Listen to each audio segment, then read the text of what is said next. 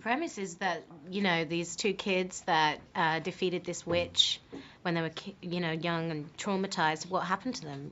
15 years later, they've grown up and they've become these bounty hunter, witch-killing, fantastic kind of celebrities in the witch-killing world. And it's good fun and very, very action-filled and adventurous.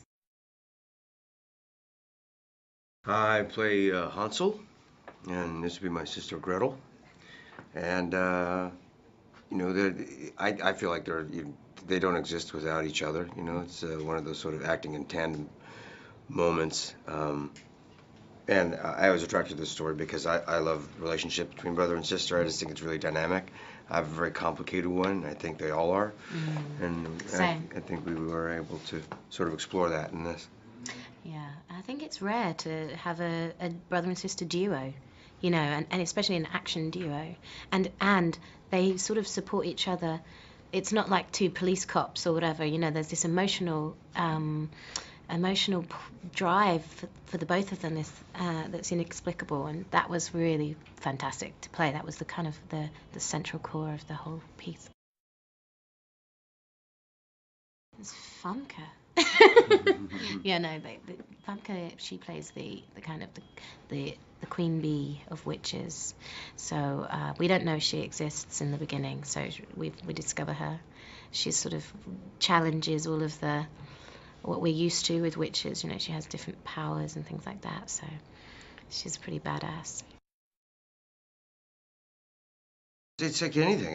I think you're absolutely specific for this. This is very different, I think, than any other movie, in the action side of it anyway. This is like more of a Western style of fighting or getting beaten up, really, is really what I had to learn how to do in this, is just get my butt handed to me, Yeah. Which is a lot of fun, Yeah. I have this sort of like random shotgun kind of, they have these sort of like modern flair to them. It's also because it's a fantasy movie. We're shooting witches, so why not be able to have a shotgun? But also, it looks like it was made from what our surroundings are. So it's something really quite queer and lovely about them.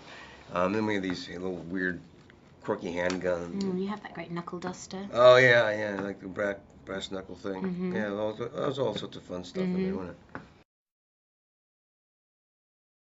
I have a double action crossbow, which is pretty slick. Yeah, it's pretty cool. And it was really heavy actually, my crossbow, and I have to run around with it and do all these things with it. But it also is kind of like a very, very, very fast shooting. So it's like a gun and a crossbow combined. But it looks really cool and kills things efficiently. Well, it's so iconic, isn't it? The candy house. I mean, it's actually, that's what I think of when I think of Hansel and Gretel, is the candy house. And so the day when I saw the exterior set of that in the forest, in situ, all done, I took a photograph of it because it was, it was such it's so iconic. I had to tear a little piece just to see if it was candy. Just had to check. It just tastes like styrofoam. Yeah. Why can't it be cotton candy? Yeah, why can't it be real? They did a really wonderful job to create a look for this movie, and those are some of the first things I was really attracted to. And designers behind it were tremendous, and it wasn't easy also to make something that looks cool and very functional at the same time.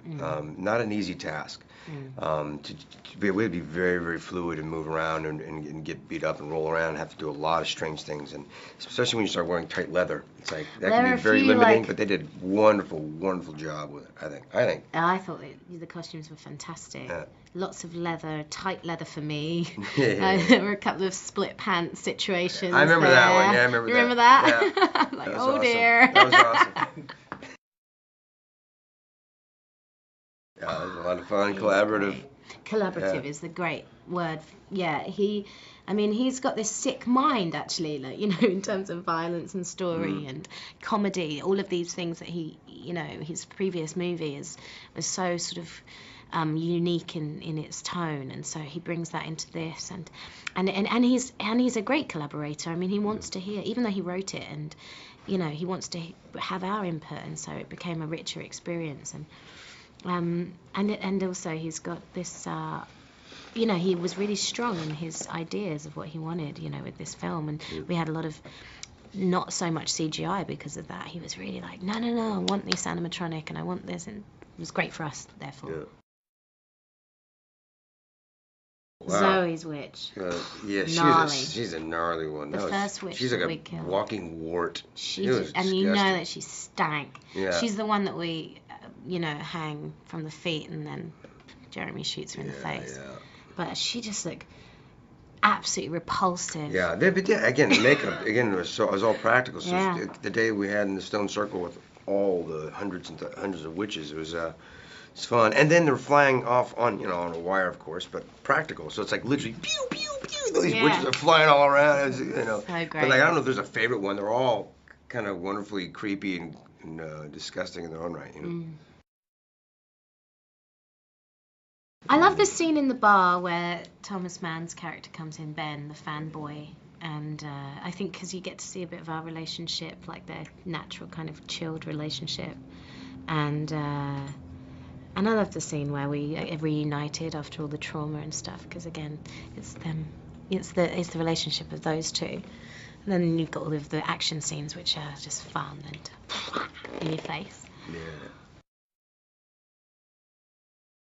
I think you could grab some popcorn and a soda and you sit down and go on a great ride. That's right. Yeah. Yeah. Yeah, and because it is very violent. It's so violent that it's funny as well. So I think that's the violence and comedy aspect of it. That balance is really kind of really fun.